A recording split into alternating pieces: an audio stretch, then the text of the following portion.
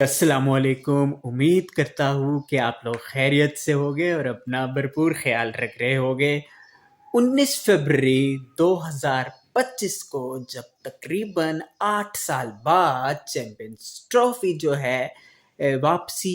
उसने की पाकिस्तान की सरजमीन में, और 29 साल बाद कोई मेजर आईसीसी इवेंट पाकिस्तान ने होस्ट करने का जब एजाज़ हासिल किया, और इस वक्त तो ये ही एक परसेप्शन थी, एक ग्लिमर ऑफ होप थी, एक्सपेक्टेशंस थी कि पाकिस्तान अपने टाइटल को दिफा भी करेगा, जो उसने सरफराज अहमद की क़यादत में 18 जून 2007 को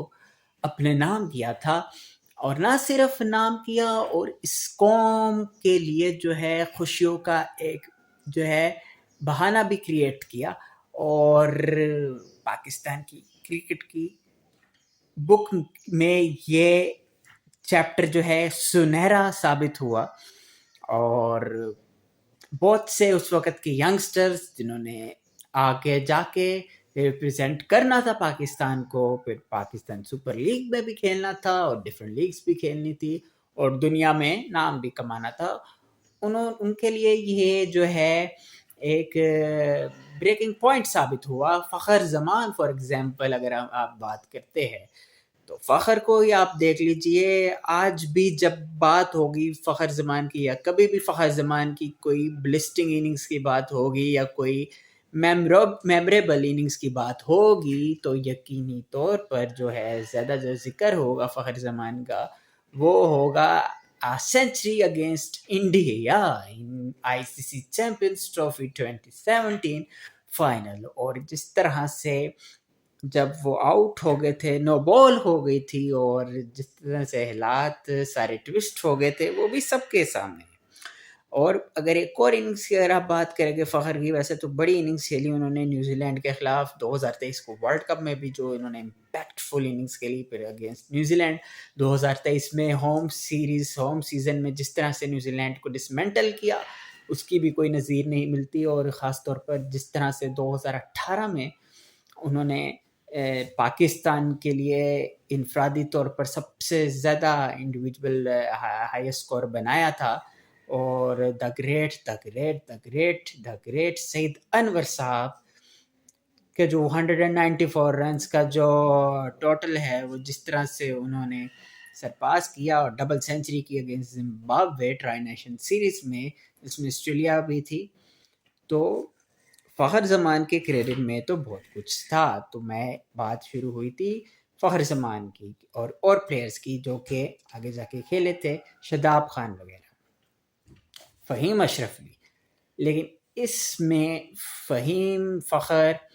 और बाबर ये 3 प्लेयर थे सिर्फ जो कि 2017 की चैंपियंस ट्रॉफी के मेंबर थे।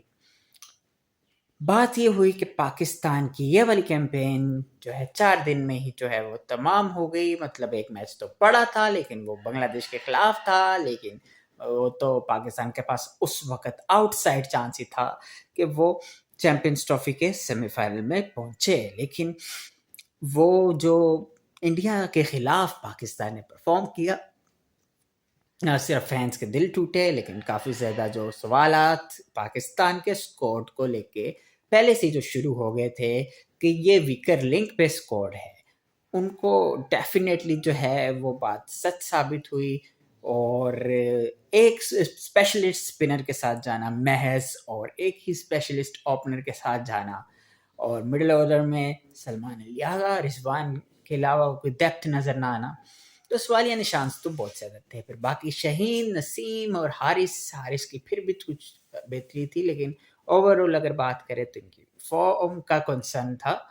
और हालांकि हारिस ने परफॉर्म किया था अगेंस्ट ऑस्ट्रेलिया और ये सीरीज में, लेकिन ओवरऑल पाकिस्तान की पेस बैटरी जो एक अरसे से बहुत फ्लॉप नज़र आ रही है, अनफॉर्चुनेटली वो चीज़ रहती रही। लेकिन तो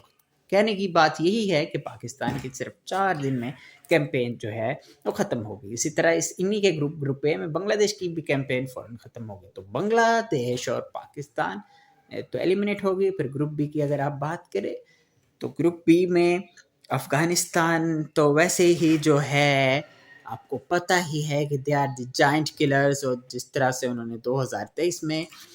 पाकिस्तान को हराया, इंग्लैंड को हराया, इस बार भी 2025 में उन्होंने इंग्लैंड को हराने में कामयाब हुए चैंपियंस ट्रॉफी में। और अफगानिस्तान के लिए प्लस पॉइंट्स ये थे कि हमेशा की तरह इनके नगीने जो है चलते रहे। इब्राहिम ज़दरान जो कि फॉर्मिडेबल बैटर है, क्लासी बैटर भी है, क्लास तो दिखाते हैं। इस बार तो उन्होंने जारहाना तरीके से खेला भी, और पहले अपना ही रिकॉर्ड और अफगानिस्तान के लिए इनफरादी तौर पर सबसे ज़्यादा रन भी स्कोर किए, 177 रन स्कोर किए, और वो चैंपियंस ट्रॉफी की तारीख में भी हाईएस्ट स्कोर है। और मज़े की बात यह है, डकेट ने जो 165 किए थे उसको भी उन्होंने ब्रेक कर दिया, जो ऑस्ट्रेलिया के खिलाफ किए थे। वो लूजिंग कोर्स में थे बेन डकेट के बाय द वे, लेकिन वो तो फिर जोश इंग्लिश ने आके जो है इंग्लैंड की जो होप्स हैं उसको डैश्ड कर दिया। अब आ जाए आप बात करें कि फिर सेमीफाइनल्स की रेस हुई, तो फिर ऑस्ट्रेलिया का मुकाबला इंडिया में दुबई में पड़ा, और न्यूजीलैंड का मुकाबला साउथ अफ्रीका में पड़ा। और जितनी ट्रैवलिंग भुगती है न्यूजीलैंड ने, साउथ अफ्रीका ने तो बिला वजह बेचारे दुबई उनको जाना पड़ गया, और फिर कुछ ही घंटे बाद वापस उनको आना पड़ा और खेलना पड़ा लाहौर में। तो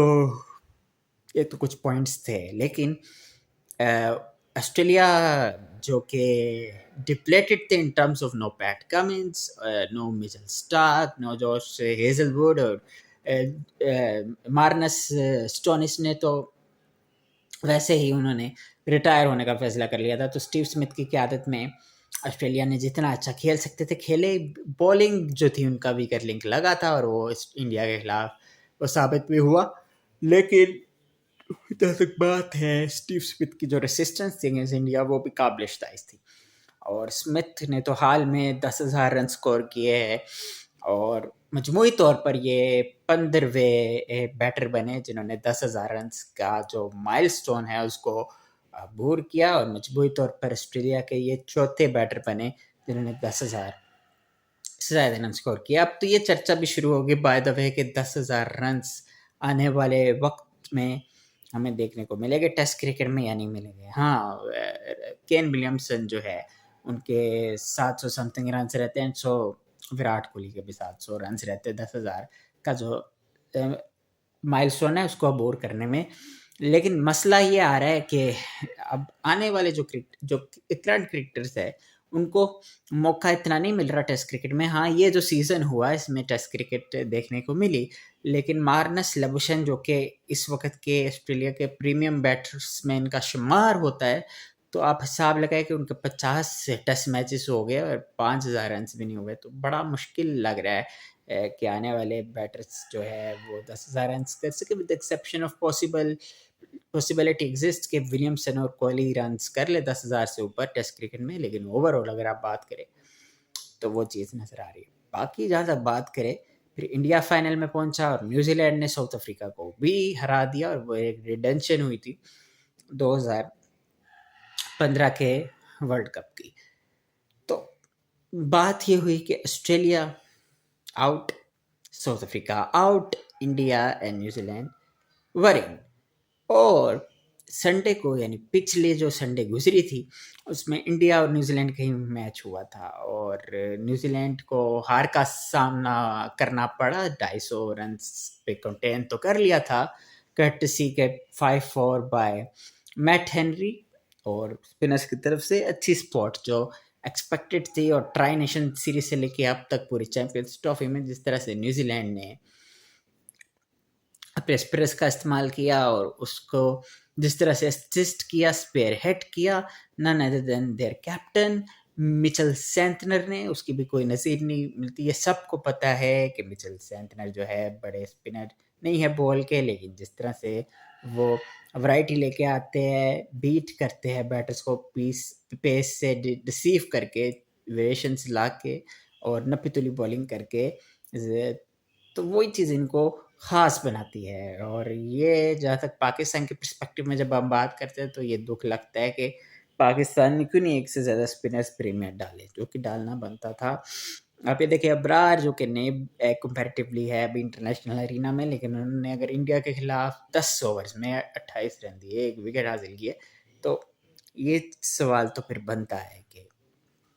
why not Abrar, why not other spinners. तो बहरहाल, लेकिन अगर हम इंडिया की बात करें और न्यूजीलैंड की बात करें, तो ये दो जो साइड्स फाइनल में पहुंची है, ये थ्रू आउट द टूर्नामेंट बाकी अगर टीमों को आप कंपेयर करें तो उनके मुकाबले में बेहतर क्रिकेट खेले हैं, क्रिकेट का अप्रोच बेहतर तरीके से खेला किया, जिसकी वजह से इनको वो समर मिला, वो फल मिला कि वो जो है फाइनल खेले। और जब तक ये वीडियो आएगी तो दोनों टीमों के दरमियान जो है वो फाइनल भी शुरू हो जाएगा, कांटेदार मुकाबला भी शुरू हो जाएगा यकीनी तौर पर। और मैच जो है एक्सपेक्टेड तो यही है कि टाइट कॉन्टेस्ट होगा और New Zealand will not give up easily. जहाँ तक इंडिया की बात है, हाँ, इसमें कोई शक नहीं है कि वो फेवरेट्स के तौर पर ही उतरे गए फाइनल को जीतने के लिए, लेकिन डिफाई द ऑड वाला हिसाब भी न्यूजीलैंड कर सकती है मेरे हिसाब से। और जिस तरह से कंप्लीट टीम बन के आई है मिचेल सेंटनर की क़यादत पे, बेहतरीन चीज़ है मिचेल सेंटनर। क्योंकि देखिए एक बात आप याद रखिए कि अगर आपका कप्तान परफॉर्म कर रहा है, तो चले परफॉर्म भी नहीं कर रहा, लेकिन किसी तरह से वो इम्पैक्ट डाल रहा है, मतलब इस तरह के जो भी हल्का फुल्का काम वो कर रहा है वो इम्पैक्ट डाल रहा है, तो इसका मतलब है कि आपकी team more likely to dominate others. आप ये देखिए, ठीक है ना। इस तरह शर्मा जिनकी फॉर्म पे काफ़ी ज़्यादा सवाल थे, लेकिन चैंपियंस ट्रॉफी से पहले उन्होंने दूसरे वनडे में जिस तरह से इंग्लैंड के खिलाफ सेंचुरी की फॉर्म वापस आई, वो एक ग्लिम्पसिस जिसे कहते हैं वो वापस आए। और उसके बाद फिर माना कि इतने बड़े रन स्कोर नहीं किए रॉयल चैंपियंस ट्रॉफी में, लेकिन जो उनकी बॉडी लैंग्वेज थी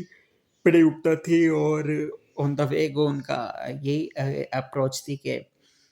बॉलर्स पे हमलावर हो गए और टेम्प्ट के साथ खेले गए, और इस तरह से उनको जो है वो स्ट्रेट अवे बैकफुट में लेके आए गए, जो पाकिस्तान के खिलाफ उन्होंने किया, बांग्लादेश के खिलाफ किया, न्यूजीलैंड के खिलाफ भी उन्होंने किया, तो न्यूजीलैंड के खिलाफ भी किया आई थिंक सो। लेकिन जहाँ तक बात है विराट कोहली की, तो विराट कोहली ने भी जिस तरह से कम बैक किया, उन पर तनकीद का निशाना उनको बनाया जा रहा था बॉर्डर गवास्कर ट्रॉफी में। एक सेंचुरी की ऑप्टस में उन्होंने, उसके बाद वो रन्स कर ही नहीं पाए, 200 से ऊपर ही नहीं ओवरऑल रन्स कर पाए। लेकिन ये चीज़ तो यकीनी तौर पर सच बात है कि आपके बड़े बड़े प्लेयर्स पे भी पैचेस आते हैं, लेकिन आपको उनको लेवरेज देना चाहिए, आपको उनको ये ज़रूर आपको लेवरेज देना चाहिए कि नहीं यार, they can stage a come back. और वो ही हुआ कि देखे विराट ने जो है पाकिस्तान के खिलाफ तो कम मौका मिलता है खेलने का, लेकिन उन्होंने जो है ना सिर्फ इम्पैक्ट फिलिक्स के लिए, दूसरे एंड से के शुभर गिल हो या शेर हो, ये अपने स्टाइल की क्रिकेट खेल रहे थे, जारिहाना क्रिकेट खेल रहे थे। लेकिन कोहली क्या कर रहे थे, he was ticking all the boxes. What he was doing was that he was amassing one or two rotating the strike, और जिसकी वजह से जो है बड़े ही सुकून के साथ वो रन्स करते जा रहे थे, उनका कन्वर्जन रेट भी बेटर होता जा रहा था। और इन द एंड जब India were on the verge of victory against Pakistan, तो उनके पास मौका था कि वो बाउंड्री लगाए, और न सिर्फ बाउंड्री लगाए, अपनी सेंचुरी भी कंप्लीट करे और रिकॉर्ड्स के अंपायर भी लगाए, और उन्होंने 14,000 रन भी कंप्लीट किया उसी मैच में। और उस मैच के बाद उन्होंने अपने 300 ओडीआईस भी कंप्लीट किया। तो विराट ने जो है, जो लोग उन पर क्रिटिसाइज कर रहे थे, उनको भी फिटिंग रिस्पॉन्स दिया, और अब तीसरे बैटर भी बन गए हैं वनडे क्रिकेट में जिन्होंने 14,000 से ज़्यादा रन स्कोर किए हैं। तो आप ये भी हिसाब लगा लें। अच्छा जी, जहाँ तक बात करते हैं बाकी चीज़ों की, तो उसमें आपको ये चीज़ भी याद रखनी चाहिए कि जिस उम्दगी के साथ जो है जिस उम्दगी के साथ जो है बॉलर्स ने बॉलिंग की और वरुण चक्रवर्ती ने भी जिस तरह से बॉलिंग की है, तो बेहतरीन है इंडिया के लिए, क्योंकि देखिए वरुण चक्रवर्ती जो है फर्स्ट 15 की चॉइस नहीं थी, फर्स्ट 15 में चॉइस नहीं थे,